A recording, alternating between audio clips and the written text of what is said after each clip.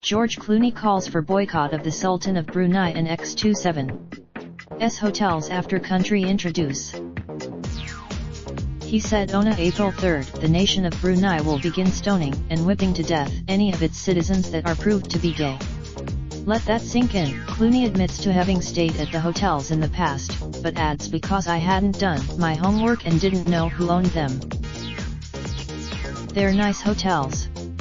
The people who work but let's be clear, every single time we stay at or take meetings at or dine at any of these 9 hotels, we are putting money directly into the pockets of men who choose to stone and whip to death their own citizens for being gay or accused of adultery.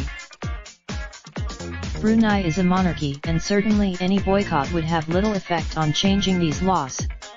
But are we really going? I've learned over years of dealing with murderous regimes that you can't shame them, but you can shame the. Read more.